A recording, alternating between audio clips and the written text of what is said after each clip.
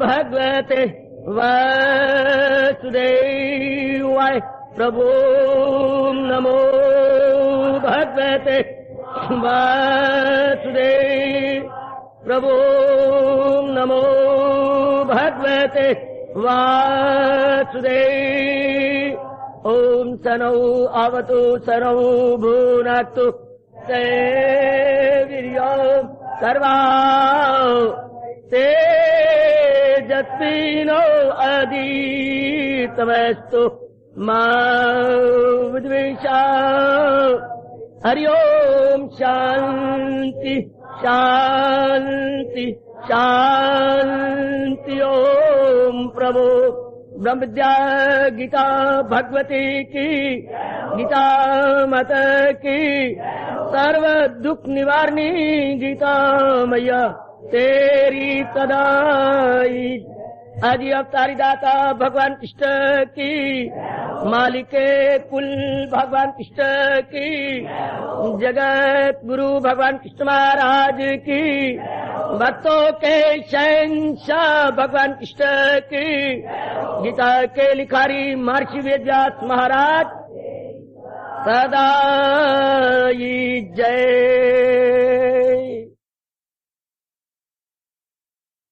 सुनो दर बदर टोकर खाने वालों,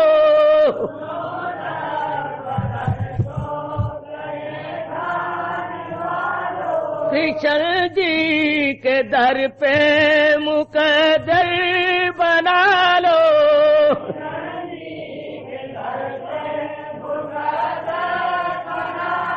सुनो दर बदर टोकर खाने वालों,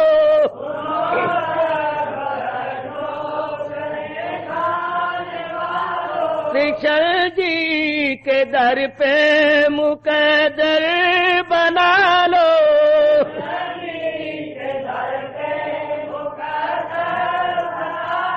ये क्या देगा तुमको भिखारी जमाना,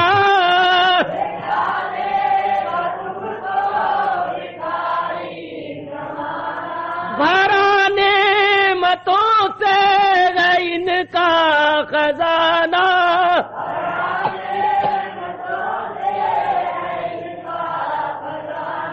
आओ झोलियां अपनी अपनी भरा लो।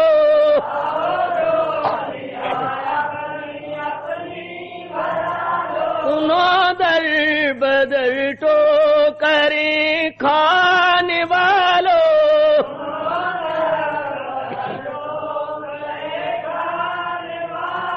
कृष्ण जी के दर पे मुकद्दर बना लो।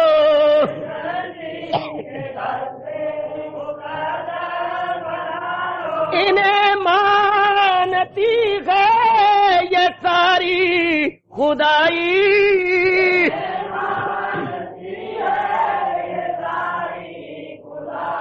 करोड़ों की बिगड़ी इन्होंने बनाई।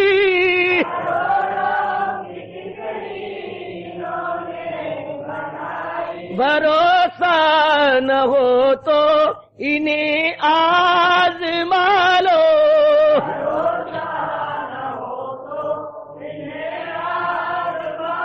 सुनो दर बदर टोकर खाने वालों,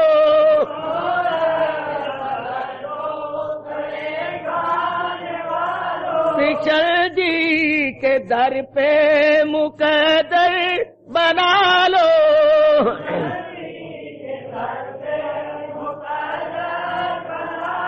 सुनो दर बदर टोकर खाने वालों,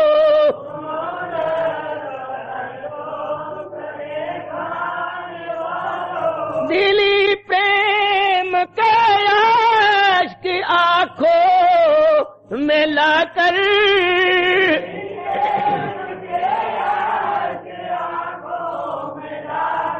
प्रभु जी की सूरत को मन में बिठा कर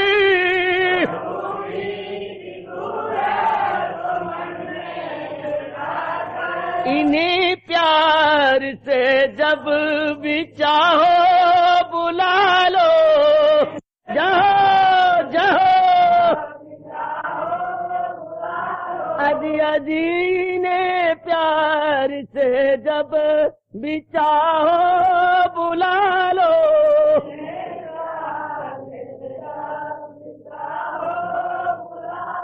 सुनो दर बदर तो करे खाने वालों,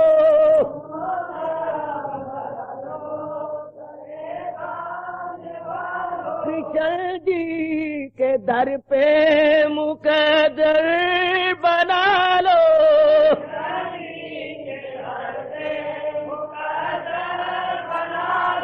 कृष्ण जी के दर पे मुकद्दर बना लो।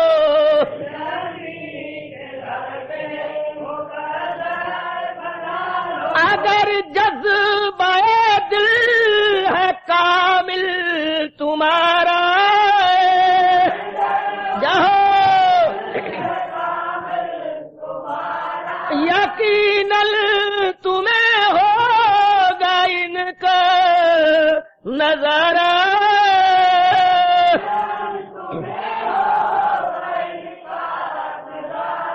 अगर जज्बा दिल है कामिल तुम्हारा,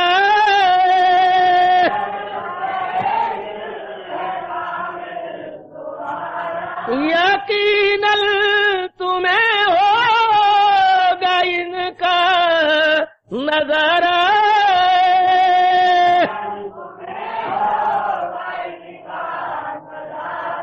जरा दीद के खुद को काबिल बना लो, जरा दीद के खुद को काबिल बना लो। ओ भाइयों जरा दीद के खुद को काबिल बना लो।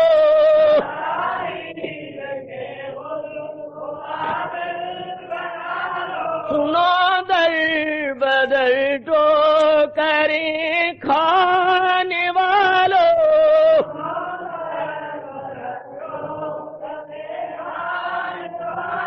कृष्ण जी के दर पे मुकद्दर बना लो।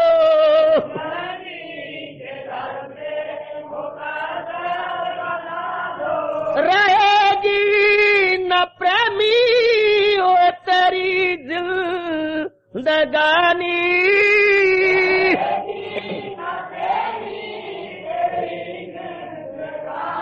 रहेगी न प्रेमी हो तेरी जिंदगानी।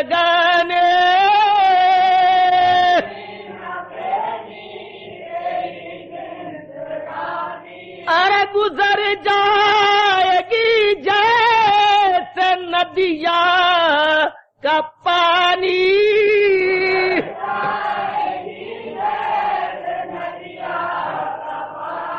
आओ 4 दिन कृष्ण भक्ति कमालो। जाओ जाओ प्रभु जाओ, आओ 4 दिन कृष्ण भक्ति कमालो।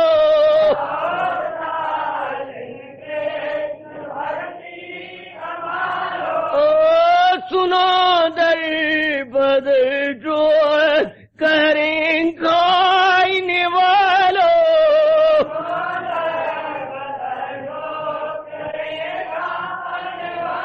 ओ सुनो दर बदर जो करें खाने वालों।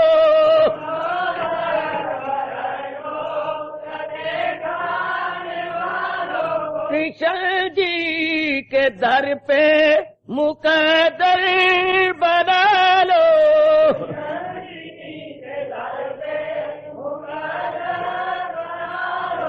कृष्ण जी के दर पे मुकद्दर बना लो।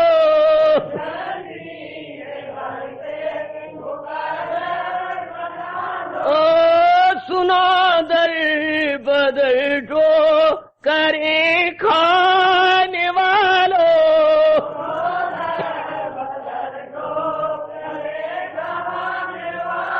ओ सुनो दर बदल दो करे खाने वालों। जाओ जाओ कृष्ण जी के दर पे मुकद्दर बना लो।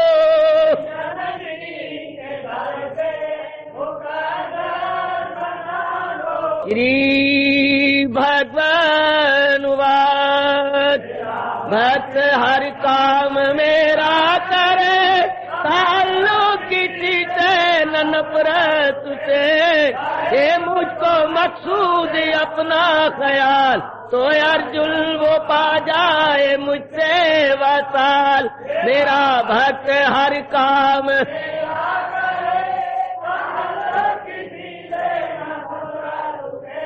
करे मुझको मकसूद अपना ख्याल तो अर्जुन वो पा जाए मुझसे वसाल।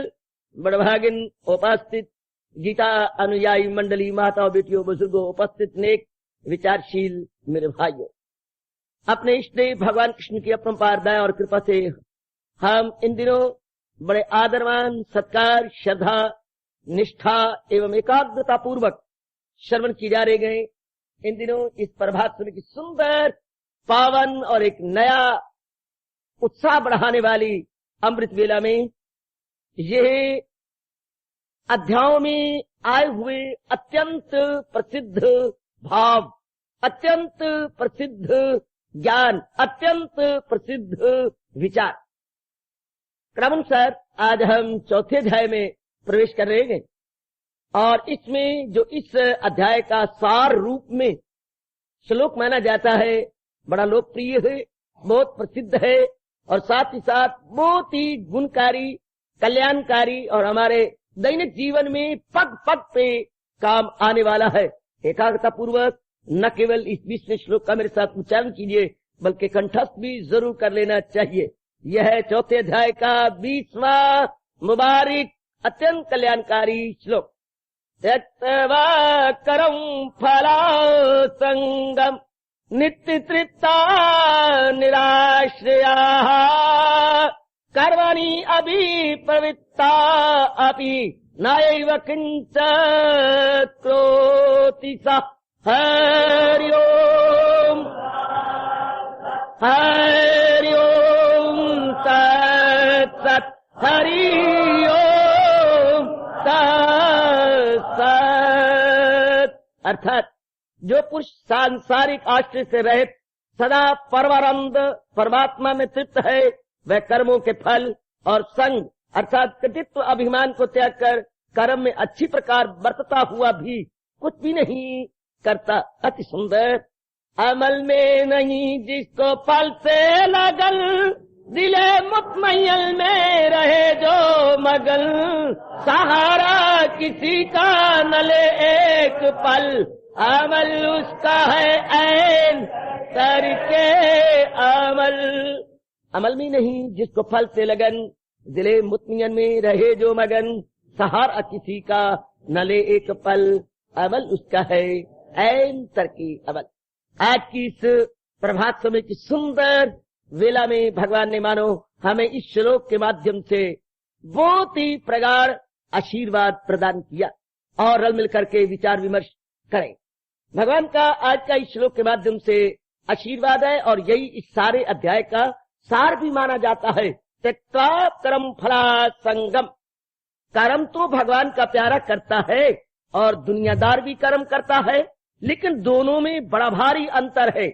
एक कर्म सकाम भावना से करता है, एक कर्म संसारी आदमी कर रहा है कामनाओं को मद्देनजर रखकर, कामनाओं, इच्छाओं, ऐषणाओं को सामने रखता हुआ। मुझे धन प्राप्त होगा, मुझे इज्जत प्राप्त होगी, मुझे रुतबे प्राप्त होंगे, मुझे ये मिलेगा, मुझे वो मिलेगा, मेरा परलोक बनेगा, मुझे स्वर्ग मिलेगा, मैं वहां जाकर के खूब गुस्से उड़ाऊंगा, मुझे संसार में बहुत कुछ मिलेगा, ये मिलेगा, वो मिलेगा। कारण इसी भाव को सामने रखता हुआ सांसारिक व्यक्ति कर्मों में जुटा रहता है दिन और रात, परंतु इसके उलट भगवान का प्यारा, भगवान के श्री चरणों का दास किसी प्रकार की कामना नहीं रखता, ना इस लोक संबंधी और ना ही परलोक संबंधी।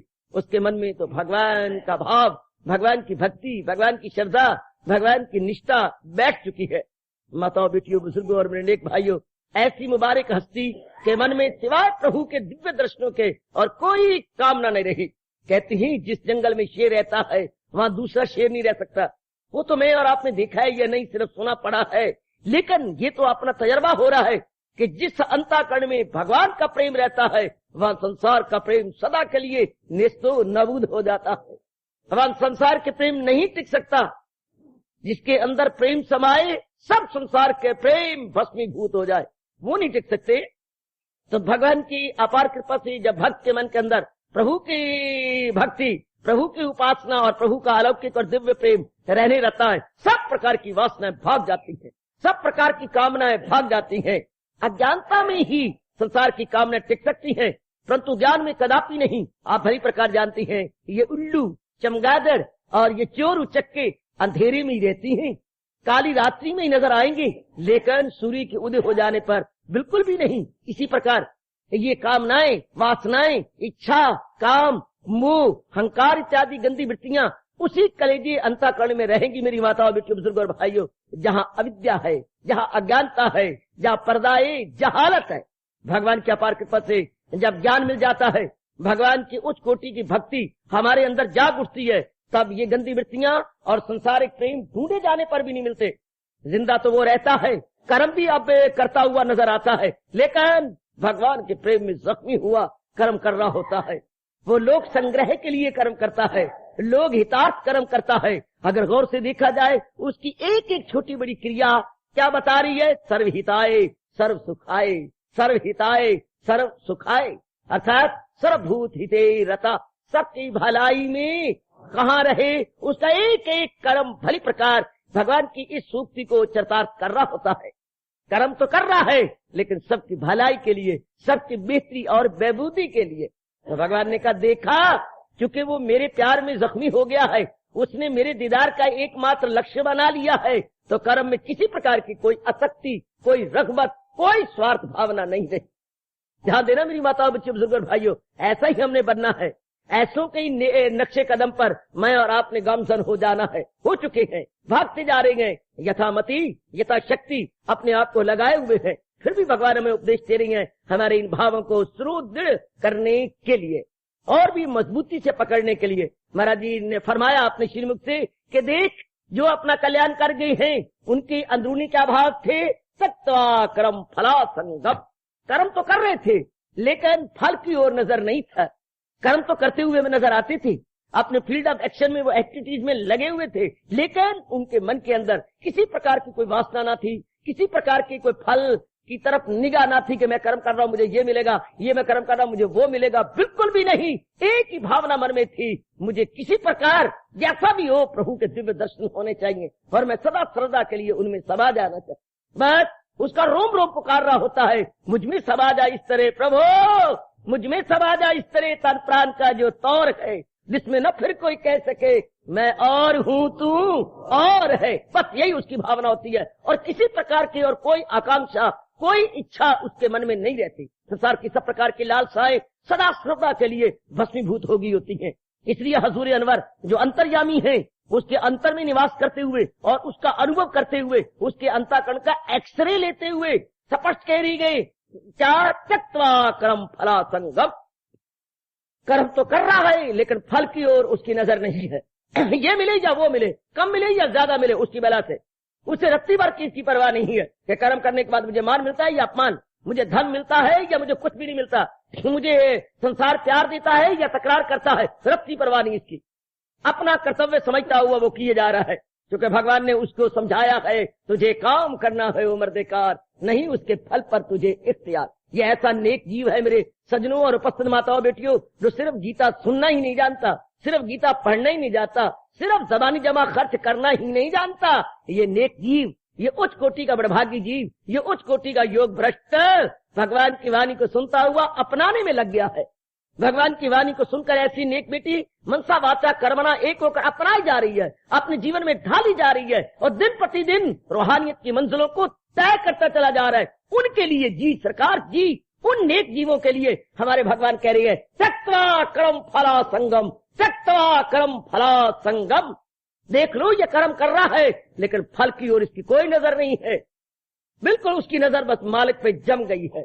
उसकी नजर भगवान के दर्शनों के लिए उत्कंठित है, ललायत है, वो बेचैन है भगवान के दर्शनों के लिए, वो बेकरार रहती है भगवान के दिव्य दर्शनों की झांकी लेने के लिए। संसार की किसी प्रकार के प्राणी पदार्थ की अब तमन्ना उसके मन में नहीं रही, बकब किसी प्रकार की संसार संबंधी इच्छा उसके मन में नहीं रही। बस संसार बनाने वाले के दर्शनों की एकमात्र इच्छा कुछ टेढ़ी बन के खड़ी हो गई है। अगर हम सुन सके तो उसका रोम रोम पुकार के कह रहा होता है इच्छामि न किंचित अपि प्रभो, इच्छामि ते दर्शनम, इच्छामि न किंचित अपि प्रभो, इच्छामि ते दर्शनम। उनके लिए हमारे सरताज और मन के राजा त्रिलोकीनाथ भगवान कृष्ण सजनों क्यों न कहीं त्यक्त्वा कर्म फला संगम, त्यक्त्वा कर्म फला संगम, अर्थात अमल में नहीं उसको फल से लगन, अमल में नहीं जिसको फल से लगन, अमल में नहीं जिसको फल से लगन। अमल में है कर्म में, लेकिन क्या बड़ी बात है फल से लगन नहीं, कर्म में लेकिन फल की तरफ नजर नहीं।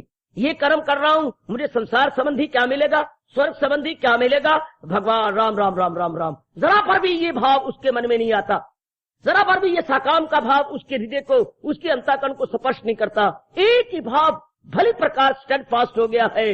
वो सुंदर घड़ी, वो दिव्य घड़ी कब होगी जब भगवान मुझे अपने दर्शनों के योग्य समझेंगे, जब मैं महाराज जी के दर्शनों के काबिल हो जाऊंगा, जब मैं भगवान के दर्शनों की अधिकारिणी बन जाऊंगी और भगवान के दर्शन करके उनमें सदा सर्वदा के लिए समा जाऊंगी। वो सुंदर घड़ी कब आएगी, भगवान मुझे कब समझेंगे कि मैं उनके दर्शनों का अधिकारी हूँ। बस केवल मात्र यही तीव्र इच्छा उसके मन को मंथन कर रही होती है, उसके मन को हिला रही होती है और वो बड़ा आकुल व्याकुल हुआ उस सुंदर घड़ी की प्रतीक्षा कर रहा होता बस। और कोई उसके मन में संसार संबंधी कामना नहीं, कोई ऐरा गैरा नहीं कह रहा। जो अंतर्यामी भगवान है, जो भगत के घट घटवासी हैं, वो कह रहे हैं उसके अंतःकरण को अनुभव करके, क्या वो अनुमान करके नहीं कह रहे, क्या क्या आराइयां करके भगवान नहीं कह रहे, बल्कि प्रत्यक्ष रूप में उसके अंतःकरण के भाव को देख करके कह रहे गए। क्या अमल में नहीं जिसको फल से लगन, अर्थात त्यक्त्वा कर्म फला संगम, त्यक्त्वा सदा के लिए उसने त्याग दिया, सदा सर्वदा के लिए फल की ओर नजर नहीं मारता। वो कहते ये फल मिला तो क्या मिला, उसको भगवान ने बुद्धि में बिठा दिया उसकी कि तुझे दुख की दुनिया आए फानी मिली, कि संसार संबंधी अगर मैंने कोई चीज प्राप्त भी कर ली तो मुझे कोई तसल्ली थोड़ी होगी, मुझे कोई सदा रहने वाली शांति थोड़ी मिलेगी, मेरा कल्याण थोड़ा होगा, मुझे फिर भी बार बार जन्म मरण के चक्कर में आना पड़ेगा। अगर मैं संसार संबंधी फल प्राप्त भी कर लूं तो ना मेरी तृप्ति, ना मुझे संतुष्टि होनी है, और वासना कामनाएं बढ़ती जा रही हैं, मुझे भूल भुलैया को चक्कर में पड़े ही रहना। ये बात भली प्रकार उसके मन में सजनों और मेरी उपस्थित माताओं बेटियों बैठ गई है। इसलिए वो संसार संबंधी किसी प्रकार की कामना के चकमे में अब नहीं आता, किसी प्रकार की कामना के फल की इच्छा नहीं करता, कामना के प्रलोभन में अब वो नहीं आता, बिल्कुल भी नहीं, बिल्कुल भी नहीं। वो किसी प्रकार की टेम्पटेशंस में अब नहीं आ रहा। उसके मन में एक ही वासना है कि प्रभु अगर आप मेरे कर्मों से संतुष्ट हैं, जैसे कि ये कर्म मैं तो आप ही के लिए कर रहा हूँ, अगर आप मेरी किसी भी शुभ क्रिया से प्रसन्न है तो उस शुभ क्रिया के फल स्वरूप मुझे अपने दर्शन प्रदान कीजिए। मैं और मेरी और कोई तमन्ना नहीं, मेरी और कोई इच्छा नहीं, आपके दिव्य दर्शनों को चाहती हूँ मेरे प्रभु, आपके दिव्य दर्शनों का मैं इच्छुक हूँ मेरे मालिक। कब वो सुंदर घड़ी आएगी, क्या मेरी भावना पूरी करेंगे। अब उसके मन में फिर संसार की कामना क्यों पैदा होने लगी, किस प्राणी पदार्थ को प्राप्त करने के लिए वो एड़ी चोटी का जोर मारे, जब उसे पता लग चुका है कि प्राणी पदार्थों को प्राप्त कर लेने के बाद भी न शांति है, न आराम है, न चैन है, न करार है, फिर क्यों करेगा। जरा उसको गौर से देखो, उसका तो रोम रोम कह रहा है ओई न तिला में अड़िया तेल नहीं, इनमें कुछ नहीं पड़ा हुआ, इनकी प्राप्ति के बाद भी मन को तसल्ली नहीं होती। तो अब वो कर तो रहा है, बड़ी हैरानगी होती है कि जिसको ये पता लग गया कि कामना पूरी हो जाने के बाद भी मन को संतुष्टि नहीं होती, मन में तृप्ति नहीं होती, फिर भी वो कर रहा है। हाँ, लोक संग्रह के लिए भगवान उससे करवा रहे हैं, लोगों की बेहतरी और भलाई के लिए वो कर रहा है, उसके अपनी कोई इच्छा नहीं, दूसरों की भलाई के लिए। कहते हैं एक नगर में एक अंधा रहा करता था। तो बाबा क्या हुआ फिर? क्या हुआ? उसे रात्रि को मंदिर में प्रणाम करने के लिए जाना होता था। ये उसने नियम बना लिया था कि रात्रि को जब सब प्रणाम करके आ जाएंगे तो मैं भी प्रणाम करने जाया करूंगा। ये उसकी रूटीन बन चुकी थी मेरी देवियों और मेरे उपस्थित भाइयों और मेरे बच्चों। तो वो हाथ में लैंप जला के ले जाता। काफी जवान और गुजरने वाले मजाक करते, वाह सौरा कितना बुद्धू है, नजर तो आता नहीं और लैंप जला के ले जाता है। बड़े हैरान होते, कई ताड़ियां मारते, कई मजाक करते, कई उसकी गुदगुदी करते, कोई कुछ कहता जो जिसके मन में आता। आखिर एक दिन सबने छेड़ते छाड़ते हुए ये प्रश्न कर ही डाला, बाबा राम राम कहाँ जाया करते हो? भाइयों, मैं मंदिर में प्रणाम करने के लिए, भगवान के श्री चरणों में नमस्कार करने के लिए और उनका आशीर्वाद लेने के लिए जाता हूँ। सो तो ठीक, बहुत ही अच्छा करते हो, बहुत अच्छा करते हो, लेकिन बाबा क्या तुम्हें कुछ दिखाई देता है? सच बताना, झूठ ना बोलना। ना, मैं तो बिल्कुल स्टोन ब्लाइंड हूँ, स्टोन ब्लाइंड। जैसे पत्थर को कुछ नहीं दिखाई देता, इस तरह मैं पत्थर के समान बिल्कुल अंधा हूँ। अपने मुख से कह रहे हो बाबा? हाँ भाई, मैं बिल्कुल सत्य कह रहा हूँ। बाबा फिर तुम्हें सियाना कहें कि मूर्ख, क्यों ये लैंप क्यों जलाए फिरती हो? जब तुम्हें नजर नहीं आता तो रात्रि को लैंप क्यों जलाए? तो अरे भाइयों, तुम्हें गलती हुई, ये लैंप मैं अपने लिए नहीं जला के चलता, मैं तुम लोगों के लिए जला के चलता हूँ। अंधा मुथा जा रहा है, रबदा मारे जा रहा है, भाइयों संभल के चलना, मैं आ गई दुखी हूँ, कहीं मेरे साथ चोट खा के मुझे और न चोट पहुंचा देना है। ये बात, हाँ, ये लैंप तो मैं तुम्हारे लिए जलाता हूँ, अपने लिए नहीं कि मेरे साथ ठोकर न लगा लो और मेरे और किसी अंग को चोट न पहुंचा दो। मैं तो आगे ही मुताज हूँ, मुझे और न मुताज कर डालो। राम बाबा बड़े दूरदर्शी है तू। हम तो मजाक करते थे कि बाबा को नजर आता नहीं और लैंप जलाए फिरता है। बयान इसी प्रकार, जब भगवान का अत्यंत प्यारा या तरकुल दुनिया जिसने वासना कामना और गृहस्थी छोड़ दी है, फिर भी वो दिन रात कार्यों में लगा रहता है, तो मेरी और आप जैसे हैरान होती हैं कि इसको लेना क्या है? न दिल बस्त गया जहां से उसे, न कुछ मुद्दा नियो आ से उसे, ये फिर भी कर्म करता रहता है, ये फिर भी जुटी रहती है। क्यों जुटी रहती है? क्यों लगे रहती है दिन रात? तो भगवान कह रहे हैं वो क्यों लगे रहते हैं मेरे प्यारे? अपने लिए नहीं, दूसरों के कल्याण के लिए, दूसरों की बेहतरी के लिए, दूसरों की भलाई के लिए। जैसे सूर्य भगवान का प्यारा अपने लिए नहीं निकलता, सब जीवों की भलाई के लिए उदय होता है। वृक्ष अपने लिए फूल और पत्ते अपने ऊपर नहीं लेते, ये फूल और फल वृक्ष अपने लिए नहीं लेते, बल्कि जीवों की भलाई के लिए फल से लटपट जाते हैं। बादल महापुरुष कहती हैं अपने लिए पानी से नहीं भरते, बल्कि लोगों के कल्याण के लिए पानी बरसाती हैं। इनमें बादलों क्या भला है? बादलों को तो कोई भला नहीं। धरती अपने लिए इतनी उपज नहीं देती, बल्कि जीवों के कल्याण के लिए। इसी तरह महापुरुषों का जीवन अपने लिए नहीं होता, सबकी भलाई के लिए होता, सबकी बेहतरी और सबके कल्याण के लिए होता है। अरे गलतफहमी में न जाओ कि मेरे प्यारों को जिनकी कोई तमन्ना नहीं, इच्छा नहीं, वो क्यों कर्म में लगे हुए हैं? भाई अपने लिए नहीं, दूसरों की बेहतरी के लिए, दूसरों की भलाई के लिए। क्योंकि मरना भला है उसका जो अपने लिए जिए। वाह क्या कहने मेरे प्रभु, मरना भला है उसका जो अपने लिए जिए, और जीता है वो जो मर चुका इंसान के लिए। महात्मा गांधी जो हमारे इस 20वीं शताब्दी के उच्च कोटि के कर्म योगी माने जाती हैं और सदा माने जाएंगे, और आने वाली पीढ़ियां उनका बड़ा आदर मान सत्कार करेंगी। वो हमारे इस शताब्दी के कर्मठ हैं, हमारे लिए एक बड़ी सुंदर एग्जाम्पल या एक आदर्श पेश करके चले गए। जब उन्होंने भगवान की इच्छा से कहूं अपने इस कलेवर, अपने इस नश्वर शरीर को छोड़ा, तो कवि प्रेम के अश्रु बहाकर अपने अंदर के उद्गारों को यूं प्रकट कर रहे थे। और आपका ये उपस्थित साधु उनके जमघटे में खड़ा हुआ, उनके जलसे में खड़ा हुआ, अपने भी आंसू बहते हुए अनुभव कर रहा था। क्या सुंदर उनके उद्गार थे जो बापू जी को श्रद्धांजलियों रूप में अर्पण कर रहे थे। सुना दूं आपको, कितना सुंदर वो कह रहे थे, बापू जी के मरना तो सबको आता है, पर मर के जीना सिखा दिया तूने।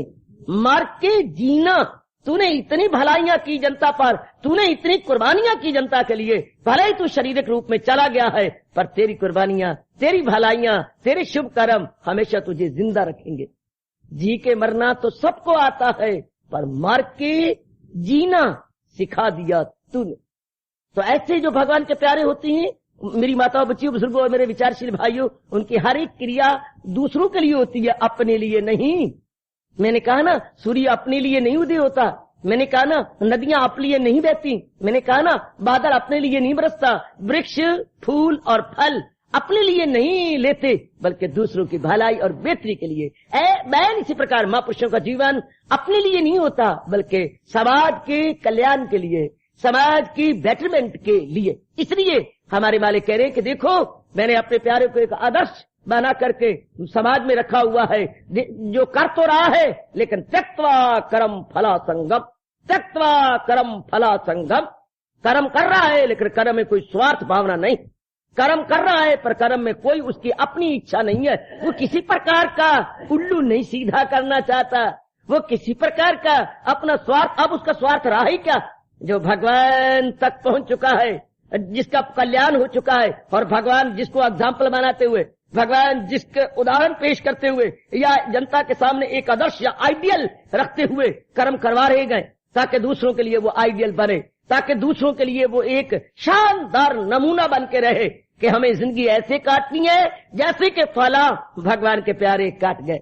महापुरुष भी हम सबको यही कह के भगवान की जात में चले गए। याद रखना मेरी माताओं, बेटी, बुजुर्ग और भाइयों, वो चाल चल के उम्र खुशी से कटे तेरी। सदके सदके सदके महापुरुषों के अनमोल विचार। वो चाल चल के उम्र खुशी से कटे तेरी, वो काम करके याद तुझे सब किया करें। जहां भी तेरा नाम ले, अदब से ले, और जब तेरी याद हो तो आदर से लिया करे। जहां भी तेरा जिक्र हो, वो जिक्र आहा आहा आहा, जहां भी तेरा जिक्र हो वो जिक्र शान हो, और नाम ले तो अदब से लिया करे। अति सुंदर, अति सुंदर। वो चाल चल के उम्र खुशी से कटे तेरी, वो काम करके याद तुझे सब किया करे। निस्संदेह भगवान कृपा करेंगे, हम लोगों को विशेष शक्ति मिलेगी। ऐसों से जो हमें उत्साह मिलता है, जो अपने लिए कर्म नहीं करते, बल्कि दूसरों की भलाई, बेहतरी और बबूदी के लिए कर्म करते हैं। सचमुच समाज पर उनके बड़े भारी उपकार हैं, बहुत भारी एहसान है उनका समाज पर। इसलिए उनके इष्टदेव, उनके अंतर्यामी, उनके गाइड, फ्रेंड और फिलॉसफर लॉर्ड कृष्णा अपने श्रीमुख से फरमान बता रही गए, क्या? त्यक्त्वा कर्म फला संगम, त्यक्त्वा कर्म फला संगम। अब ये कैसे हुआ? अजी ये कैसे हुआ कि वो इस अवस्था तक पहुंच गए? निराश्रया संसार में रहती तो है, भगवान ने क्लियर करने की कोशिश की। देखिए जरा ध्यान दीजिएगा, निराश्रया संसार में रहती हुए वो किसी के आश्रय नहीं रह रहे। वरना आम आदमी तो सहारा लेके रहता है, क्या? अपनी इज्जत का, अपने मान का, अपनी बड़े बड़े पदवियों का, अपनी पत्नी का, अपने पति का, अपने रिश्तेदारों का, एक अनेक सहारे लेके एक सामान्य और साधारण जीव जिंदा। अगर हम अपनी गुजरी जिंदगी पर नजर मारें तो कितने सहारे ले रखे थे। एक सामान्य व्यक्ति जिंदा रहता तो अनेक सहारे लेकर, अनेक पे डिपेंड करके, अनेक के भरोसे अपने जीवन काटता। वो एक दिन भी बिना भरोसे के नहीं काट सकता, बल्कि एक सामान्य व्यक्ति को ये कभी विश्वास भी नहीं होगा कि बिना भरोसे के वो दिन काटता है। निराश्रया वो किसी प्रकार का सहारा नहीं लेता। सहारा किसी का न ले एक पल, तो उसका जीवन कैसे कट रहा होगा? साधारण आदमी बिल्कुल नहीं मान सकते। सारे आदमी वो इस पर विश्वास भी नहीं करेंगे, उसे गपशप समझेंगे, क्योंकि उनका अपने मानसिक स्तर बहुत नीचा, उनके अंदर का स्तर बहुत ही नीचा है। वो कैसे इसको जानेंगे? आहा आहा ये ठमुठिया क्या जाने, क्यों आकाश कितना विशाल और कितना ऊंचा है, वो भला क्या अनुमान लगा सकेगा जो बिल्कुल ही बोना व्यक्ति है? बोना व्यक्ति आकाश को स्पर्श नहीं कर सकता। इससे स्त्री जिसके मन के स्तर बहुत ही नगण्य है और बहुत ही छोटे हैं, वो इतने विशाल भगवान के प्यारों का अनुमान न लगा पाएंगे कि उनके अंदर क्या बीतती है, वो नहीं अंदाजा लगा पाएगा। लेकिन भगवान स्पष्ट बता रही है, भगवान उनकी अंदर की अवस्था स्पष्ट कहते हुए अपने श्रीमुख से कह रही है, निराश्रया वो क्यों कर्मों में फल की इच्छा रखता? क्योंकि वो भगवान के सहारे है, वो जहान के सहारे नहीं है। ओ जिंदाबाद मुबारक। ऐसे के चरणों में मेरा और आपका बड़े आदर मान सत्कार पूर्वक बारंबार नमस्कार। जिसने पूर्णपेन अपने भगवान का सहारा लिया है और संसार में रहता हुआ निराश्रय, संसार में किसी का सहारा लेता, चूंकि समझ आ गई है कि संसार के कोई प्राणी पदार्थ सहारे लेने योग्य है ही नहीं, चूंकि ये थोड़े दिन रहती हैं फिर बुलबुलों की तरह टूट जाते हैं। इनका भरोसा क्या? सहारे टूट जाते हैं, सहारों का भरोसा क्या? ये रिश्ते टूट जाते गए, रिश्तों का भरोसा क्या, बहारें रूठ जाती गए, बहारों का भरोसा क्या, बहारें रूठ जाती है, बहारों का भरोसा क्या, किनारे डूब जाते गए, किनारों का भरोसा क्या, किनारे डूब जाते गए, किनारों का भरोसा क्या, सहारे रूठ जाते हैं, सहारों का भरोसा क्या। भगवान ने अपार कृपा करते हुए उन्हें बता दिया है कि जितने संसार के सहारे हैं ये स्थायी नहीं है, ये थोड़ी देर के हैं। और फिर अफसोस की बात ये संसार के सारे स्वार्थ के आधार पर है। अगर उनका स्वार्थ आपसे पूरा होता है तब तो वो कोई सहारा देंगे। जब जिस घड़ी उनका स्वार्थ आपसे पूरा होता हुआ नजर नहीं आएगा, वो बिल्कुल अपने आप को खींच लेते हैं, आपको बेजार और मददगार छोड़ देते हैं। आप चाहे रोवो चाहे पिटो, अगर हम समझते नहीं इनका हमें सहारा है, सिर्फ तब तक जब तक स्वार्थ उनका आपसे पूरा हो रहा है। याद रखना मेरे जीवो और गीता अनुयायी बुजुर्गों, भाइयों, माताओं, मेरी बेटियों, हम समझते हैं ये कितने अच्छे सारे, माँ का, बाप का, बहन का, भाई का, पति का, पत्नी का, लेकिन सच्चाई ये है कि ये स्वार्थ करके प्यार करते हैं। आहा, सच्चाई ये है। अगर आप गहराई में उतरे, अगर आप उनके स्वार्थ पूरे कर रही हैं, तब तो वो आपका सहारा कुछ देते हुए प्रतीत होंगे। क्योंकि जब वो गरज के सहारे हैं तो हम कैसे कहें कि वो हमारे परमानेंट सहारे हैं? प्रतीत होती है, इट लुक्स लाइक सो कि वो हमारे बड़े सहारे हैं, इट अपीयर्स सो कि वो हम बड़ा सहारा दे रही है, लेकिन अंदर ही अंदर वो स्वार्थ को सामने रखकर हमारे प्यारे बने हुए हैं। कितना अच्छा गोसाई जी ने प्रकट किया, इस रहस्य को प्रकट कर दिया गोसाई संत शिरोमणि तुलसीदास महाराज जी ने। सुर नर मुनि की ये है रीति, स्वार्थ लाग करे सब प्रीति। भला हो, भला हो संत शिरोमणि गोसाई जी, आपका बहुत भला हो। सुर नर मुनि की ये है रीति, क्या रीति है उनकी? स्वार्थ लाग करें सब प्रीति। संसार का सारा प्रेम स्वार्थ को मद्देनजर रख के है। भगवान का प्यारा, भगवान की अपार कृपा से देवियों और मेरे भाइयों और बेटों इस बात को भली प्रकार जान गया है। भली प्रकार सिर्फ मान गया नहीं बल्कि जान गया है। सिर्फ जान गया नहीं बल्कि उसने अपने मन में इसे धारण कर लिया है, इसमें मन में रख लिया। इसलिए भगवान कह रहे हैं कि वो कर्म करता है, फल की चाहना नहीं। क्यों? क्योंकि वो पूर्णपेन भगवान के भरोसे हो चुका है, संसार के भरोसे नहीं। देखिए मैं क्या कह रहा हूँ, पूर्णपेन भगवान के भरोसे है, संसार के भरोसे नहीं।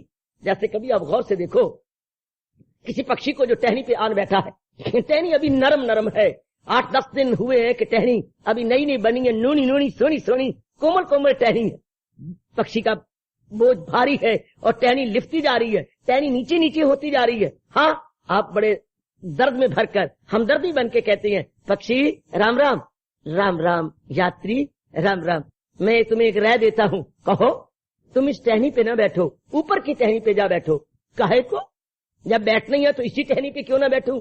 पक्षी ने इतराज किया, पक्षी ने आपत्ति की है, मैं तो तेरी भलाई के लिए कह रहा हूँ, यात्री ने उत्तर दिया। क्यों? पक्षी ने फिर पूछा क्यों? अरे भाई ये टहनी कमजोर है, तो वो टहनी ऊपर की बड़ी मजबूत है, ऊपर जा बैठो। लेकिन यात्री तुम्हें भूल हो रही है, मैं टहनी के सहारे बैठा कब हूँ? है? यात्री ने अपनी आंखों पर अपनी उंगलियों से जोर मारते हुए और अपनी आंखों को साफ करते हुए कहा, क्या मुझे धोखा हो रहा है? क्या तुम टहनी पे नहीं बैठे? बिल्कुल भी नहीं, पक्षी ने उत्तर दिया, बिल्कुल भी नहीं। तो ये मुझे क्या नजर आ रहा है? तो टहनी के सहारे हो? हाँ, मैं अनुरोध करूंगा और तो फिर भी आपको कहूंगा कि एक बार मेरे ध्यान से देख लो।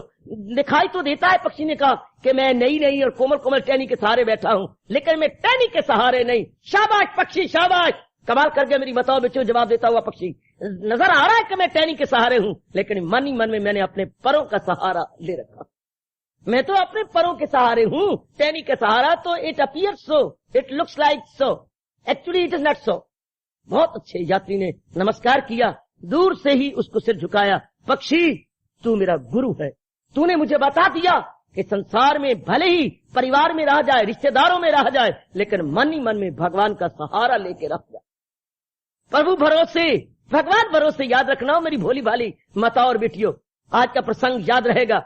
हम रहे संसार के अंदर, पर संसार भरोसे नहीं, क्योंकि संसार का भरोसा पता नहीं कब छूट जाए, पता नहीं कब टूट जाए। अभी मैं गा रहा था, जैसे दरिया के किनारे को कोई पता नहीं, पानी बढ़ जाए, दरिया डूब जाए, इससे रिश्तेदारों और बहारों और हवाओं का कोई भरोसा नहीं, कब ये अपने बने और कब ये हमसे रूठ जाए। जब इनके स्वार्थ को चोट लगेगी ये हमारे नहीं बनेंगे। ये बात बिठा लो। तो भगवान कहते जो मेरा सच्चा और मेरा पक्का भगत है उसके अंदर ये बात भली प्रकार बैठ गई है। इसलिए निराश्रया सहारा किसी का न ले एक पल, सहारा किसी का न ले एक पल, सहारा किसी का न ले एक पल। वो एक क्षण भी संसार में रहकर सहारा नहीं लेता। बहुत अच्छे रहता है संसार में, उस पर तो कवि की वो उक्ति लागू हो रही है, बाजार से गुजरा है खरीदार नहीं, रहता है दुनिया में पर दुनिया का तलबगार नहीं। बहुत अच्छे, बाजार से गुजरा है खरीदार नहीं, दुनिया में रहता है पर दुनिया का तलबगार नहीं। ये है रहनी, बड़ी चोटी की रहनी, ये है रहनी, बड़ी शानदार रहनी जो भगवान मेरी और आपसे उम्मीद रखते हैं। यह है बाखुशी जीने की कला। मैं कई बार आपको कहा करता हूँ, गीता हमें बाखुशी जीने की कला सिखाती है। बाखुशी जीने की कला कोई आए गीता से सीख ले कि संसार में रहकर खुशी खुशी कैसे जिए, प्रेम पूर्वक कैसे जिंदगी के दिन काटें। भगवान जी बता रहे गए, पूरा रपेन मालक का सहारा लो। जैसे पक्षी टहनी पे बैठा हुआ भी मन ही मन में अपने परों के भरोसे बैठा, इसी तरह हम संसार में रहकर अपने भगवान के भरोसे, अपने प्रभु के भरोसे, अपनी श्याम जी के भरोसे, अपने कृष्ण के भरोसे रहे। याद रखना, गृहस्थाश्रम में रहने वाले मेरे भाइयों और माताओं बेटियों, रहो गृहस्थाश्रम के अंदर, रहो रिश्तेदारों के अंदर, रहो इन विशेष प्रकार की खिजाओं और बहारों में, लेकिन मन ही मन में अपने भगवान का सहारा। जैसे कि महाराज जी अपने प्यारे के बारे में उनके मन का एक्सरे लेते हुए प्रकट कर रही हैं, कैसा उनका मन है, सहारा किसी का न ले एक पल, सहारा किसी का न ले एक पल। वो अपने भगवान के सहारे गए, उसे क्या पड़ी इन झूठे सहारों को लेकर बाद में पश्चाताप करने की, बाद में रोने की, क्योंकि भगवान डिक्लेयर कर चुकी हैं ये राज की बात, ताल्लुक से पैदा जो होता है सुख उसी से नुमाया हो आखिर में दुख। आज का संसारिक सुख कल का दुख है, याद रखना। आज का संसारिक माना गया सुख कल दुख बन जाएगा और आपको रो रो के कहना पड़ेगा कि मैंने झूठे सहारे लेकर के अपने आप के अपने साथ जुल्म किया, मैंने अपने साथ बहुत भारी अन्याय किया जो मैंने झूठे सहारे ले लिए। भला किस किस को बाद में नहीं रोना पड़ा और इस प्रकार के दर्द भरे शब्द अपने अनुभव के आधार पर नहीं कहने पड़े। आहा, जिन्हें हम हार समझते थे गला अपना सजाने को, वही अब सांप बन बैठे हमारे काट खाने को। जिन्हें हम हार समझते थे गला अपना सजाने को, सोचो ना, गुजरी जिंदगी पर नजर मारो ना। ओ मेरी माताओं बेटियों बुजुर्गों और मेरे विचारशील नेक भाइयों, जिन्हें हम हार समझते थे गला अपना सजाने को, वही अब सांप बन बैठे हमारे काट खाने को। बिला शक शुबा, निस्संदेह निस्संदेह निस्संदेह। जब ये बात भगवान के प्यारे के हृदय में गहरी उतर जाए, भला वो क्यों संसार के किसी भी सहारे की ओर नजर लगाने लगा, संसार की ओर ताकने लगा। वो बिल्कुल सहारा नहीं लेगा, रहेगा दुनिया में पर दुनिया का तलबगार बन के नहीं, दुनिया में गिरफ्तार होके नहीं, बल्कि दुनिया से आजाद होके, बालातर होकर, दुनिया से जरा ऊंचा ऊंचा उठा हुआ, दुनिया से बिल्कुल उपराम होकर के ऐसी रहनी जरूर रहेंगे हम। बहुत अच्छी ये रहनी रहते हुए, बिल्कुल निराले। कौन सिखा देता है उनको ये पाठ, किसने पक्का करा दिया उनके अंदर ये पाठ। किसी घर में न घर कर बैठना इस दार फानी में, ठिकाना भी ठिकाना और मकान बरला मकान रखना। बहुत सुंदर, किसी घर में न घर कर बैठना इस दार फानी में। उन्होंने इस भाव को पक्का कर लिया है कि जहान में रहते हुए जहान के बनाने वाले भगवान का सहारा लेकर रहेंगे, जहान में रहते हुए, गृहस्थी में रहते हुए प्रभु भरोसे रहेंगे, भगवान प्रायण होकर रहेंगे, प्रभु प्रायण होकर रहेंगे, प्रभु आश्रित होकर रहेंगे। हम जहान आश्रित नहीं रहेंगे, हम संबंधियों के आश्रित नहीं रहेंगे, प्रभु आश्रित होकर रहेंगे। इसीलिए भगवान इस राज को प्रकट कर रही हैं मेरे और आपके कल्याण के लिए, क्योंकि हम उन जैसी रहना चाहते हैं, उनके नक्शे कदम पर अपने आप को लगा के अपना कल्याण करना चाहते हैं। इसलिए भगवान कह रहे हैं कि वो कैसे रहती हैं, न रहने के बराबर, रहते हुए भी न रहने के बराबर। बेटी रहते हुए भी न रहने के बराबर, क्योंकि मानसिक रूप में नहीं रह, शारीरिक रूप में रह रहे हैं। शारीरिक रूप में वो ग्रस्त आश्रम संसार में है, लेकिन मानसिक रूप में वो प्रभु के भरोसे हैं, मानसिक रूप में वो भगवान के श्री चरणों में रहते हैं, मानसिक रूप में भगवान के श्री चरणों में जी सरकार, और शारीरिक रूप में भले ही वो कहीं भी रहे। पर ये तो बात ही कुछ निराली है। हमारा हिंदू धर्म बताता है कि हम वही हैं जहाँ हमारा मन है, हम वहां नहीं है जहां हमारा तन है। और भगवान ने भी यही पाठ पढ़ाया है, जरूर अब पक्का कर दिखाएंगे। तन काम में मन रहे ध्यान में, तो पल भी न गुजरेगी असियान में। तन काम में मन रहे ध्यान में, तन काम में मन रहे ध्यान में। 8वें अध्याय का वो फरमान मैं और आप कभी ना भुला पाएंगे जो भगवान ने मुझे और आपको पक्का करने के लिए दिया है। मुझे याद है अर्जुन बाहर रंग कर लिए जा मेरा नाम और जंग कर, माम अनुस्मर युद्ध च, माम अनुस्मर युद्ध च, माम अनुस्मर युद्ध च। वो पक्का सहारा भगवान का लेके रहता है, वो कच्चे सहारे नहीं लेता। सचमुच जहान के कच्चे सहारे हैं देखने को सहारे नजर आते हैं, लेकिन ये सहारे छोड़ेंगे। कुछ दिन रहे और फिर गोबेट गान हो गए, कुछ दिन रहे और चले गए ना। इसलिए भगवान कह रही हैं वो ऐसा कैसे रह रहा है निराश्रय संसार में रहकर, भगवान के भरोसे न के जहान के भरोसे। भगवान भरोसे जिंदाबाद, जहान भरोसे मुर्दाबाद।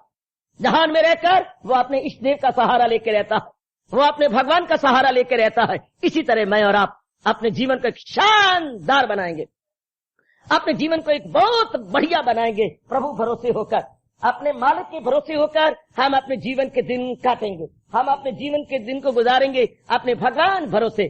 पूरी कोशिश करो और भगवान से शक्ति मांगो कि भगवान ऐसी रहनी हमारी बाना, ऐ कन्हैया हमारी रहनी भी ऐसी हो। हम भले ही रहें गृहस्थ आश्रम में और अपने संस्कारों को खत्म करें, अपने जो है ऋण है वो खत्म करें, लेकिन तेरे भरोसे होकर रहेंगे। अरे कन्हैया जहान में रहती हुई अब हम तेरे भरोसे रहना चाहते हैं। ऐ मेरे दयालु कृपालु प्रभु, हम तेरी दुनिया में आए हैं पर तेरा भरोसा लेकर अब हम तेरे भरोसे रहेंगे, अब हम तेरा ही सहारा लेके रहेंगे। इसलिए भगवान कहते हैं वो कर्म कर रहा है, हाँ कर्म कर रहा है, लेकिन मेरे भरोसे होके कर रहा है, भगवान का सहारा लेके कर रहा है। अब कर्म करता हुआ तो क्या परवाह है, उसको मान मिले अपमान मिले, सुख मिले दुख मिले, लाभ हो हानि हो, उसे क्या परवाह। जिसने भगवान का सहारा लेके अपना जीवन गुजारना है उसे क्या परवाह।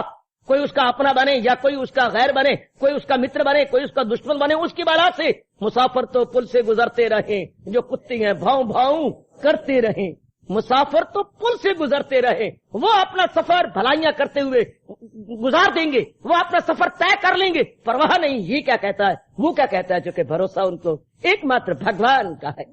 इसलिए अब भगवान कहने जा रहे हैं जब उसकी ये अवस्था बन जाती है नित्य तृप्ता, वो सदा ही तृप्त है। दिले मुतमयन में रहे जो मगन, ये आगे बात। नित्य तृप्ता वो सदा ही तृप्त है।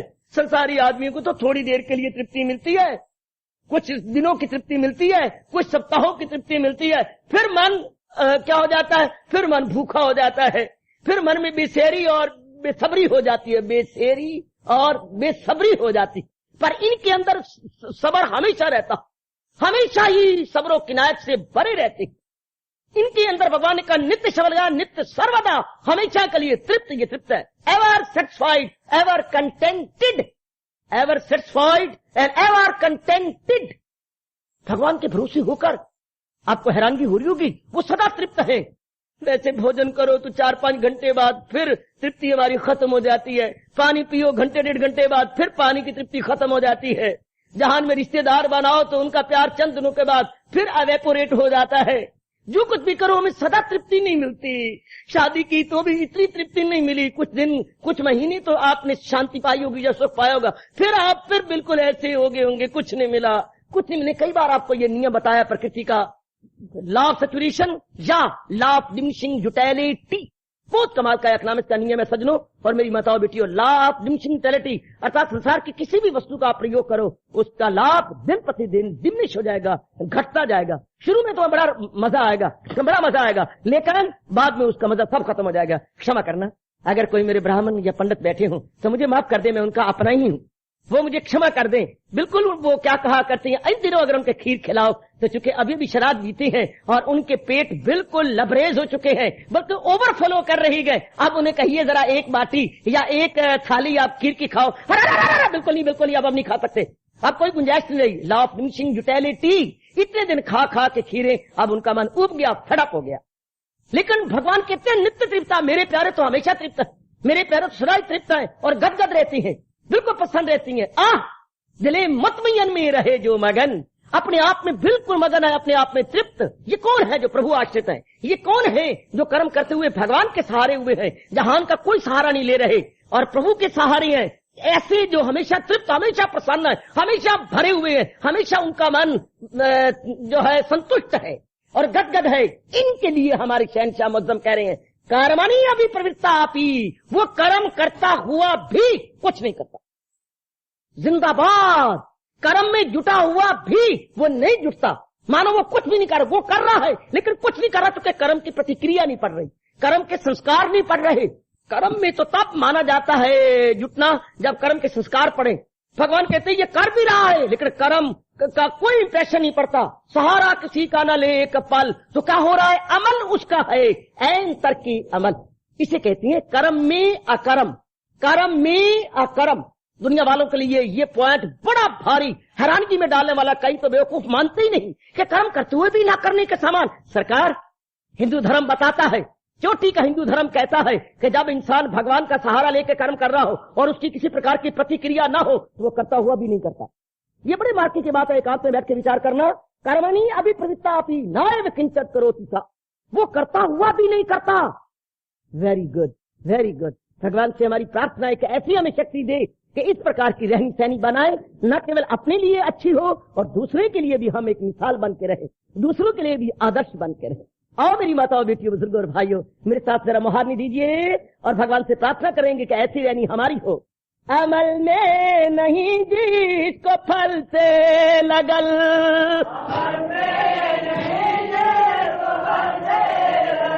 दिले मुतमयल में रहे जो मगल,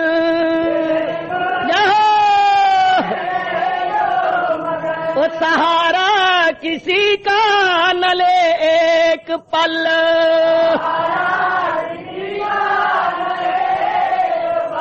सहारा किसी का न ले एक पल,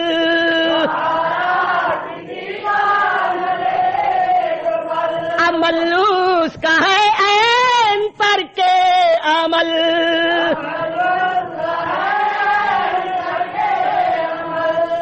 जय भगवत गीता, जय भगवत गीता।